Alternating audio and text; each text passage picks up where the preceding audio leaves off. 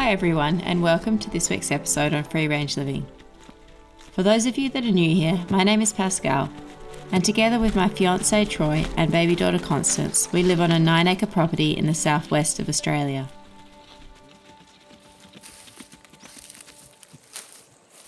The bulk of what we eat is all grown, harvested and prepared on our farm. So I thought that it might be interesting for us to show you what we prepare in our kitchen in an ordinary week in the summertime on the homestead. Nearly everything we eat on the farm is made fresh from scratch, which means mealtime is a celebration of the season. We also find it deeply satisfying sitting down to a meal knowing exactly how it was grown and prepared. Every few days I will go to the chest freezer and pull out some of our homegrown or locally purchased pastured raised meat to prepare for our meals. Here I am the night before the beginning of our week, pulling out 2 kilos of our own pastured raised pork mince and one of our large meat chickens.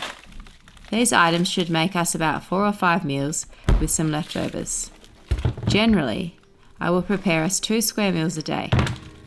If we eat anything else, it is normally a small snack or meal prepared quickly and individually.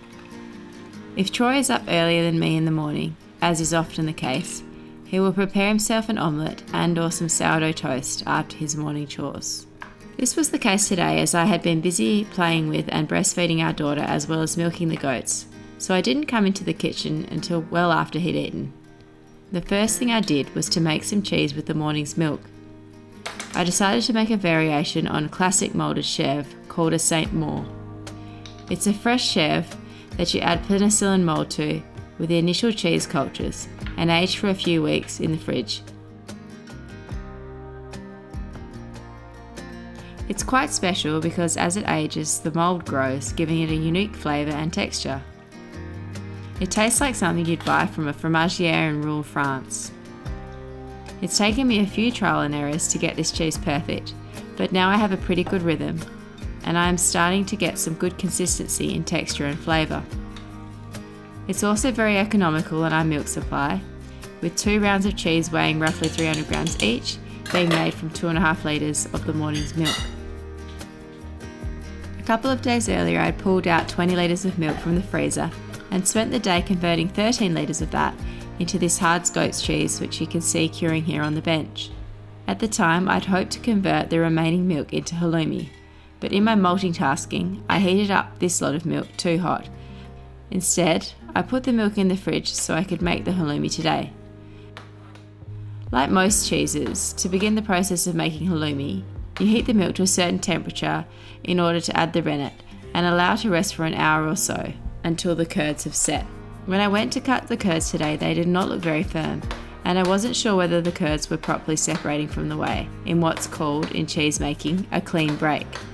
I proceeded anyway because based on my research, adding more rennet would not have made a difference, and I'd already waited over the requisite time for the curds to set. I suspect the milk might have soured slightly when I heated it on the stove a couple of days ago, which may have affected the way the rennet was working on my milk. After letting the curds rest a while, I scooped and poured them out into a muslin-lined colander.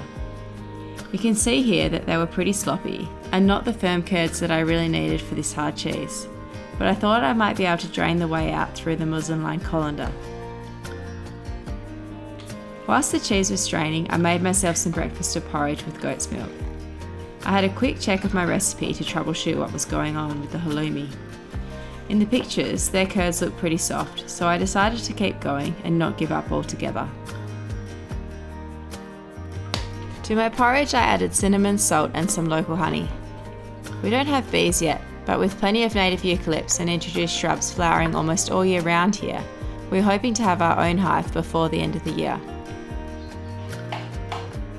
With the curds mostly strained, I put them into moulds lined with cheesecloth and set them up to be pressed using our cheese press and other bits and pieces from around the kitchen. As the primary cook, I try to focus on preparing quick and easy dishes, sometimes in bulk, so we can have pre-cooked meals in the following days. Once or twice a week, I'll tend to go to the effort of making something a little bit fancy, which is pretty similar to how we ate on our little sailboat before we moved ashore. Here I am cutting a large onion to go with our pork mince. I've decided to make a savoury mince dish with a Mexican flavour, as I have some peppers and smoked jalapeno sauce that I wanted to use up in the fridge. We also have no shortage of tomatoes and cucumbers from the garden. Avocados are also in season, and we've been getting many from friends and family who work in orchards or have trees themselves. At the same time, I'm also quartering our chicken so that I can brine it overnight ready to roast tomorrow. We found that our chicken is a little tougher than store-bought chicken, probably because we free-range the birds in the paddock for most of their lives, as opposed to keeping them in a small space with on-demand food. We actually put a video together of how we raised and processed this year's worth of chicken, from start to finish, and I've popped a link of that on screen now if you're interested. Most of the time I put a whole chicken in our slow cooker, half fill it with water, add salt, butter, thyme and onion, and some root vegetables, and it always turns out extremely delicious, moist and tender, with very little effort. But today I wanted to have a go at roasting in the oven. I hadn't tried brining our chicken yet, but I was hoping that this brined and slow roasted in the oven version would come out pretty tender. As the baby's getting pretty grabby now in the carrier, I have to be careful when I'm working with knives. I'm still learning how to quarter a chicken properly, and I made a bit of a mess of this, but I'm hoping I'll improve with practice. Next I measured out the salt and sugar for my chicken brine, which I'll heat up and dissolve on the stove whilst I prepare our Mexican pork mince. First up, I'm frying my onions with a little lard. I'm also heating up the reserved whey from straining the halloumi curds to cook our pressed cheese. To the fried onion mixture I added some of our carrots, some ground cumin seeds and some smoky ancho chili powder. I also added a bit of pork stock so the vegetables didn't burn.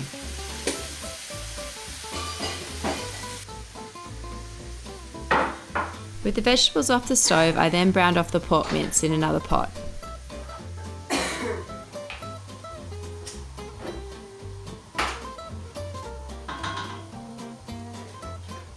I also sliced my pressed cheese in half, ready for cooking in the whey once it came to temperature.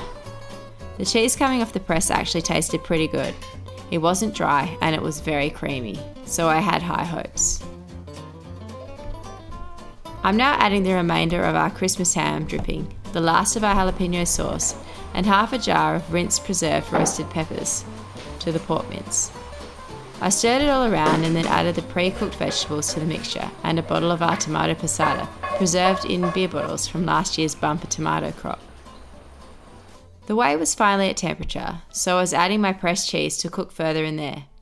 The cheese was supposed to be done in about half an hour or so, once it floated to the surface of the hot whey, but my pressed cheese was already floating and falling apart, so I had to accept that today's cheesemaking was going to be a bit of a failure. Cheesemaking is a bit like that, especially when you're a novice trying to learn new techniques. I make feta almost every month on the farm, and I still occasionally muck it up, resulting in an overly sour batch or a cheese with the wrong texture due to mishandling the curds or some sort of contamination. It takes a lot of consideration and meticulous habits to prevent contamination when you're both cheesemaking and multitasking trying to get dinner on the table. Luckily, I was able to scoop out the separated cheese curd and place it into a container for cooking with later in the week. The curds still tasted delicious, with the flavour of a creamy ricotta, just with a slightly chunkier texture. So whilst I was bitterly disappointed, I was confident I'd be able to use up the not quite halloumi cheese in some dishes throughout the week. To go with our pork mince, I prepared us a fresh salsa with tomato, tomatillo, red onion and cucumber, all from our garden. I also did a guacamole to go on the side and served up the dish with some of our homemade canned tomatillo salsa that we're still eating from last summer. The day in the kitchen wasn't fully over until I put my St. Maure cheese into moulds before bed. They will sit out on the bench for a couple of days now to drain and cure before I ripen them in a special box in the fridge.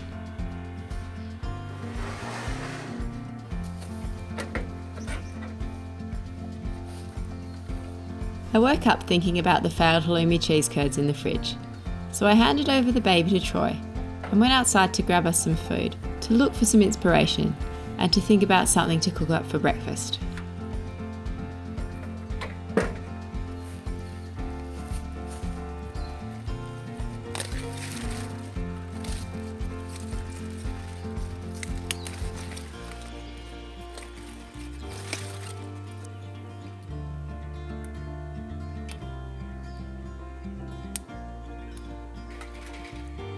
When harvesting the zucchini, I'd frustratingly caught my dress on the barbed wire around the perimeter of the garden. I'd made a resolution this year to wear some more pretty clothes around the farm now that my maternity clothes are put away. We don't go out much, so I found that all my nicer clothing wasn't getting worn. Wearing dresses and skirts is actually so much more comfortable than pants for me, but I'm making more work for myself when I have to mend things that get snagged. I'm also grabbing some parsnips for dinner. We just love roasted parsnips with chicken. Plus I had the goats still up at the house finishing their ration after milking, and they just love the green tops. Thanks to whoever wrote in about twisting the parsnips to get them out. It works a treat, particularly when the tops have ripped off accidentally.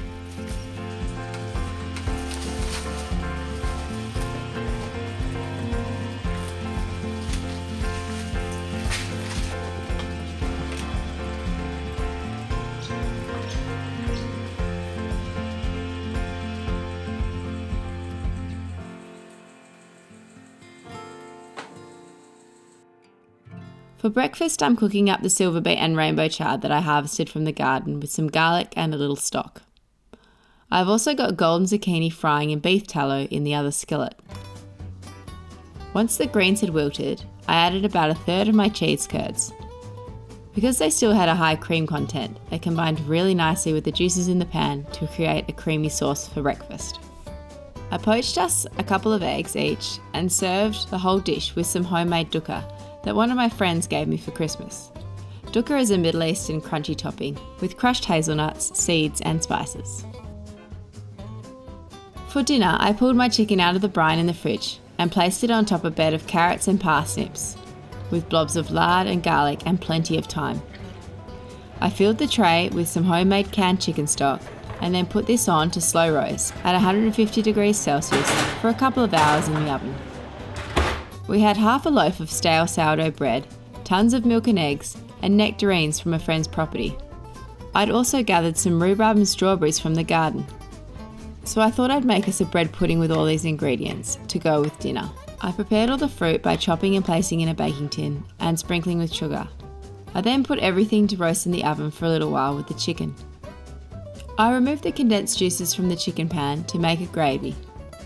Pulled the chicken out and put the vegetables back into a hot oven to brown for a further 20 minutes.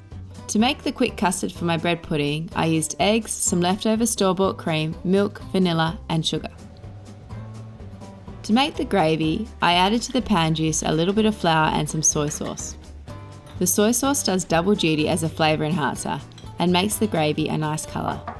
I also added a spoonful of jam for sweetness.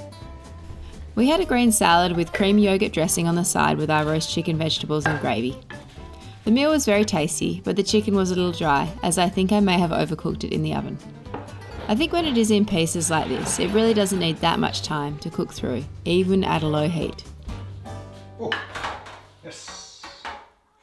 The next day we ate leftover bread and butter pudding for breakfast that I reheated in the oven, adding a little more custard and some cherries, as this was also a bit dry the night before because I didn't add enough custard.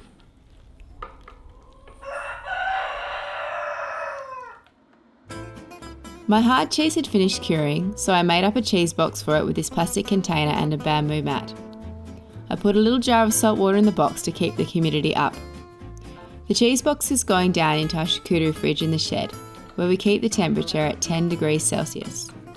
Conveniently, it's the perfect temperature for fermenting our prosciuttos, as well as any hard cheeses we'd like to age. Dinner tonight is leftover roast chicken and vegetables that I added prunes, extra stock and some white wine to before covering in alfoil to prevent the meat drying out.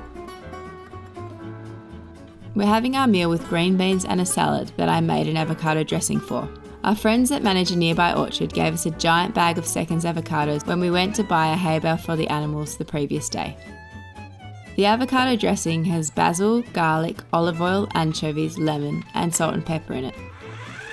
I've made a giant batch as I'm going to freeze a couple of containers to pull out for salad later in the year when the avocados are no longer in season. After tasting, I decided I probably went a bit overboard adding 4 cloves of raw garlic, even for such a big batch of dressing. To tone it down a little and make it creamier, I added some yogurt and a little more olive oil.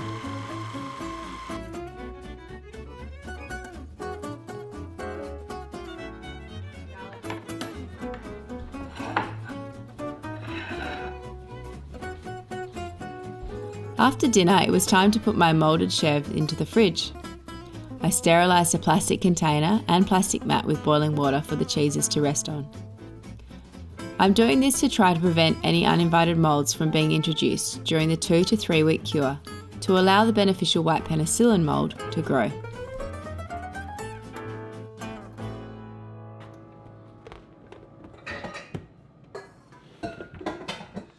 The following day I put on our chicken bones and carcass to boil to make stock.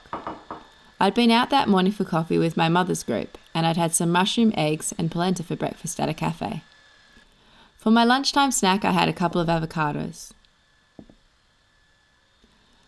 I brought the bones to boil for a few minutes and then strained them off and gave them a wash.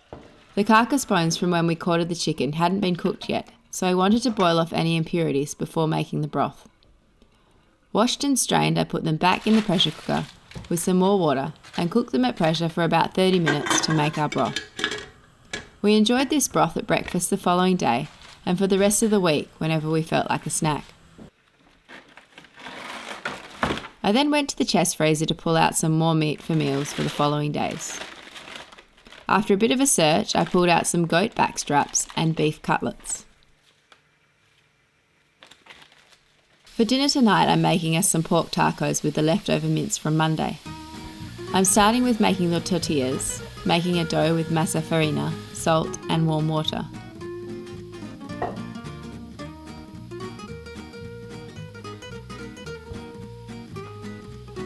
While the dough rests, I'm pulling out some ingredients for a guacamole and a salsa. I'm chopping red onion for the salsa and for the guacamole. I learned this little trick from watching Rick Bayless on YouTube. He washes his onions under fresh water once cut. This removes some of the heat from them and the strong aftertaste. Before learning this trick, I found raw onion difficult to eat and digest. Now I don't seem to have that problem. For my guacamole, I cut up and mashed 3 avocados together with the juice of half a lime, salt, pepper, chilli, and some of my washed red onion. I also made a mango salsa as we had a mango in the fridge from our neighbour's friend who lives up north. If you've been with us a while, you'll know about this neat little trick to get the flesh off the skin of the mango. I've put a link on screen now to the video where Troy demonstrates this in more detail when we were swimming in mangoes in the Whitsundays. The base of the salsa will be mangoes, cucumber and onion cut into a very fine dice. I season with some salt, lime juice and leftover hot sauce. Mango is always a nice accompaniment to white meat, and I've paired it with fish and chicken in the past, so I thought it would bring a nice singy flavour to our pork tacos. I went crazy on some different hot sauces just before Constance was born to try to induce labour. It didn't work, but we're enjoying finishing off the leftover bottles now. The dough was ready to be made into tortillas, and I got to use my new tortilla press that was given to me by my friend Annabelle, who you may remember stayed with us on the boat in the Whitsundays and taught me her ceviche recipe. I previously made tortillas without a press, and it was so much slower and more time consuming. This way you can make a lot of tortillas with minimal fuss and effort, so it's really been a fantastic gift. The plastic bags on either side of the press are essential, otherwise I've found the tortillas stick to the metal. I decided to cook everything outside on the barbecue, or the hot plate grill, which was quick and easy. Plus, bouncing and hanging out in the jolly jumper, watching me cook and the dog play catch makes Constance a very happy baby.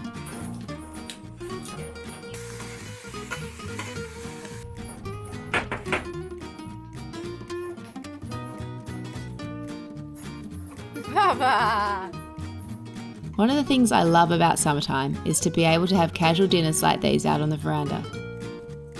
We served the tacos with fresh salsa, hot sauce, and a jarred tomatillo salsa that we'd made last summer.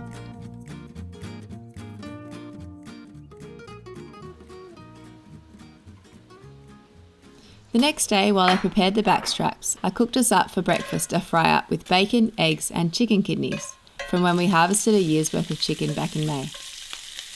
We'd never eaten chicken kidneys before, and they were quite tasty. They had a milder flavour than the livers, and they were kind of like chicken hearts, but without the chewy texture. We had our breakfast with cups of chicken bone broth that I'd prepared the day before. I mentioned earlier that we have 2 meals a day and sometimes a snack in between. Today I had some of my goat's milk yogurt with honey and hemp hearts after breakfast. Yogurt has always remained a staple in our diet, and we make a new batch every week, whether on land or sea. Of course, our version on the homestead is much more special since it's made with our fresh goat's milk instead of the store-bought cow's milk powder we had to use when we lived at sea. I marinated the goat back straps in garlic, lemon zest, olive oil, salt and pepper, and finished off with some homemade smoked paprika made by Troy's sister's Macedonian mother-in-law. I put them in the fridge for a few hours. Troy was going to cook them on the barbecue while I got on with the vegetable dish I wanted to prepare, which was stuffed zucchini flowers. I prepared the filling for our flowers by thinly slicing zucchini in the food processor and then slowly cooking that with finely diced garlic until all the water had evaporated out of the vegetables and they turned mushy. Whilst the zucchini was cooking, I washed and prepared my flowers. I added some more of the found Haloumi cheese curds to the zucchini filling. And at this stage I also had a small saucepan heating up some tallow on the stove, ready for deep frying our flowers. I made a batter for the flowers with spelt flour, soda water, egg yolks and salt. Stuffing the flowers is a little bit fiddly. I open the petals as best I can without ripping apart the whole flower, and then stuff the filling in, folding the tips of the flower petals over the little package. I then quickly dunk them in the tempura batter and place them into the hot oil 2 at a time so as to not overwhelm the saucepan full of hot oil. When they're a golden brown colour they're pulled out and I seasoned them all with lots of salt. We ate them with backstraps that Troy had cooked rare on the barbecue. Oh, yum. Yum. Mm.